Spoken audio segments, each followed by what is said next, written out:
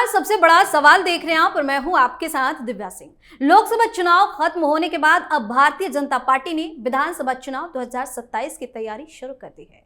CM योगी ने पहले ही विधायकों, मंत्रियों को अभी से चुनावी तैयारियों में जुटने और काम करने का निर्देश दिया है। वहीं कल लखनऊ में बीजेपी ने लोकसभा चुनाव के बाद पहली बार कार्य समिति की बैठक की। इस बैठक की अध्यक्षता पार्टी के राष्ट्रीय अध्यक्ष जेपी नड्डा ने किया और उपचुनाव की तैयारी के साथ 2027 के लिए रोड मैप तैयार किया गया। इस बैठक में चुनाव में हुई हार से निपटने के रास्ते निकालने पर भी मंथन हुआ। वहीं विपक्ष किस तरह से झूठ के जरिए अपनी राजनीति कर रहा है और पार्टी कार्यकर्ता इसे रोक नहीं पाए और आगे क्या करना है, इस पर भी चर्चा की गई। ऐसे में सबसे बड़ा सवाल यह है कि बीजेपी चुनाव और उपचुनाव को लेकर जिस तरह की रणनीति बना रही है, क्या लगता है कितना कारगर साबित होगा। इसी पर चर्चा करने के लिए मेरे साथ स्टूडियो मौजूद है कैपिटल टीवी के editor in chief doctor Manish Kumar. Doctor साहब, स्वागत है आपका। धन्यवाद। इस बैठक से, इस महामंथन के बाद क्या होने वाला है? देखिए, जिस तरह के सिग्नल्स दिए जा रहे हैं कि आप अपने इलाके में जाइए, एमएलएस को कहा जा रहा है कि वहाँ पे विकास का काम देखिए। देखिए, मैं दूसरा बहुत ही अलग किस्म का राय रखता हूँ। ये विकास करने से चुनाव आप थोड़ी जीतेंगे, या विकास ना करने की वजह से आप चुनाव थोड़ी हारेंगे। ममता बनर्जी तो विकास नहीं करती, चुनाव जीतती है। केजरीवाल तो कोई काम नहीं करता है, चुनाव जीतता है। आप ये समझिए बात को। अयोध्या आप हार गए, विकास नहीं हुआ था क्या? काम तो हुआ। तो अगर जब तक आप सही बीमारी की पहचान नहीं करेंगे, अच्छा डॉक्टर कौन होता है? वो ढेर सारी दवाइयां लिखने वाला नहीं है, उसको अच्छा डॉक्टर नहीं मानते।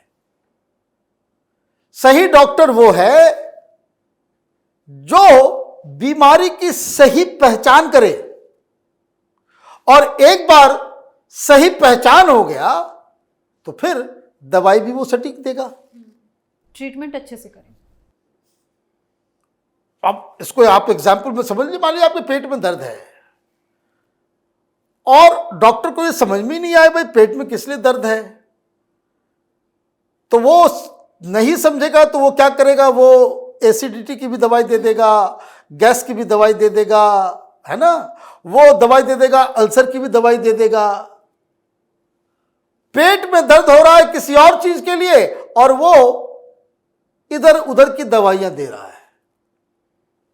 मालूम चला बाद में जो है वो अपेंडिक्स बढ़ा हुआ था, उसने पेट दर्द कर रहा है।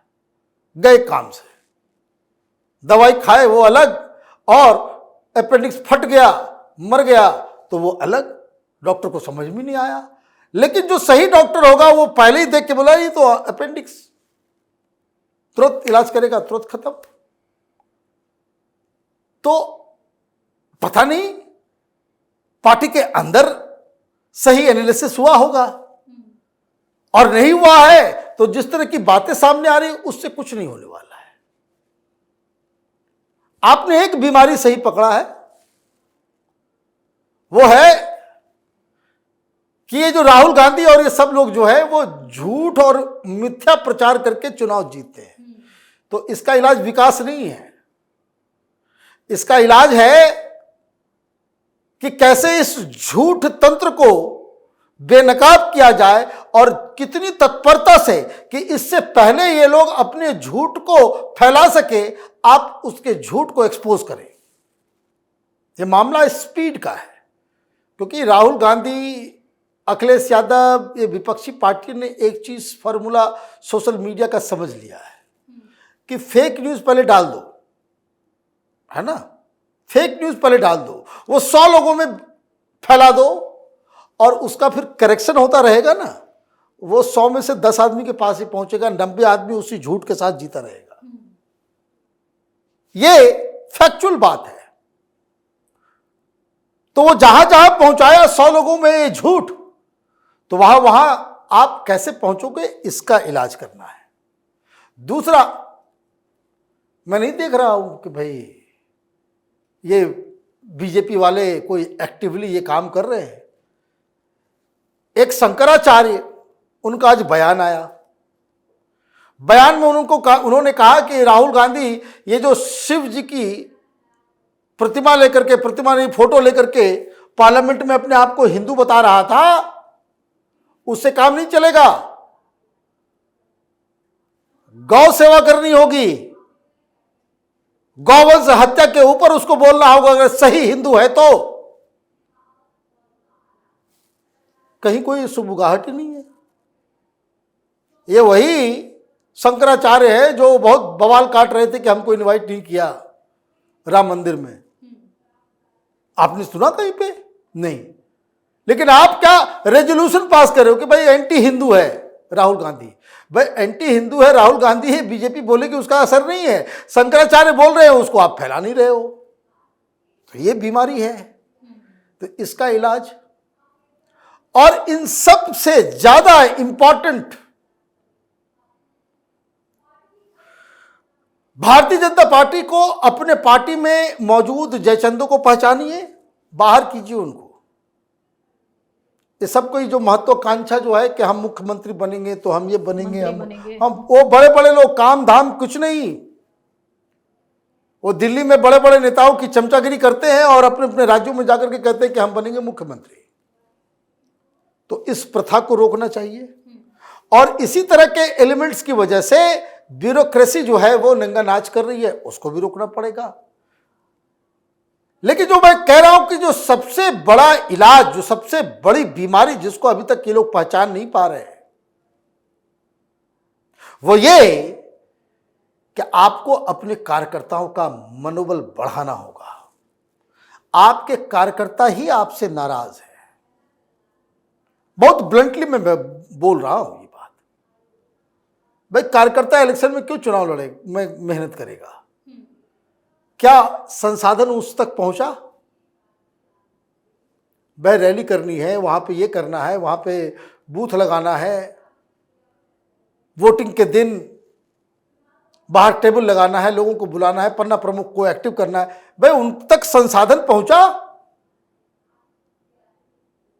वो अपने पॉकेट से तो टेबल कुर्सी नहीं लेकर के आएगा। तो जो छोटी छोटी चीजें हैं, ये बड़ी लंबी चौड़ी बातें कि भाई देश सेवा करना है, ये करना है, वो कर, बाकी सब अपने, जब आपका नेता सब, छोटा छोटा नेता सब वो जो है फॉर्च्यूनर पे घूम रहा है और कार्यकर्ता जो है वो हवा पी करके रहेंगे, तो ऐसे काम नहीं चलेगा। ऐसे काम नहीं चलेगा। कार्यकर्ता नाराज है आपका, करते रहिए विकास, खूब कर दीजिए विकास। देश को जो है आप नंबर 1 इकोनॉमी बना दीजिए पूरी दुनिया में, फिर भी चुनाव आप हार जाएंगे अगर आपका कार्यकर्ता आपसे नाराज है तो। भाई आपको यह समझना पड़ेगा कि भाई आपके लिए जो काम करने वाले लोग हैं वो हंसी खुशी आपके लिए काम करे। यहां तो एमएलए की बात थानेदार नहीं सुनता, तो फिर कैसे क्या होगा? आप एक काम नहीं करवा सकते, किसी की ट्रांसफर पोस्टिंग ये नहीं करवा सकते, किसी की मदद नहीं पहुंचा सकते। उससे कंस्टिट्यूंसी में कोई बहुत तगड़े से बीमार हो गया, वो बोलेगा कि भाई दिल्ली में एम्स में इलाज करवा दो,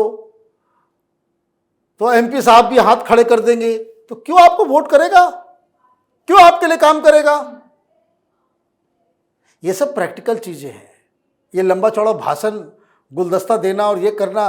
और नड्डा साहब किस मुंह से वहां पे भाषण दे रहे हैं? आपको तब तक इस्तीफा दे देना चाहिए था। सारा पूरी की पूरी पार्टी डिमोरलाइज्ड है, और जिसकी वजह से डिमोरलाइज्ड है वो वहां जाकर के भाषण दे रहे हैं कि हम ये कर देंगे, वो कर देंगे, ऐसे करना चाहिए, वैसे। वो नहीं। प्रधानमंत्री को लोग अब देख रहे हैं तो हार्डकोर समर्थक, कितने लोग हम लोगों को फोन करके पूछते हैं, ये 5 साल सरकार चलेगी ना? सारे लोग मोदी के पीछे लग गए। अब आप देखिए इस तरह के लोगों को क्या बताया जाए, क्या उनको कहा जाए? आपका पूरा का पूरा सपोर्ट सिस्टम, आपके कार्यकर्ता, आपके वोटर, आपके समर्थक, वो डिमोरलाइज पड़े हुए हैं। महीना बीत गया, अभी तक कोई पहल नजर नहीं आ रही है। ये नेताओं, एमपी, एमएलए, इन लोगों की मीटिंग करने से प्रॉब्लम सॉल्व होगी? इससे नहीं होने वाला कुछ। कार्यकर्ताओं के दिल में बहुत गुबार है, बहुत गुस्सा है, बहुत नाराजगी है। There has to be a mechanism to vent that out. Pressure cooker के अंदर बहुत प्रेशर है, ब्लास्ट हो जाएगा कभी। सीटी खोलना होगा, आवाज सुननी होगी कार्यकर्ताओं की। बहुत बहुत धन्यवाद सर तमाम जानकारी। धन्यवाद।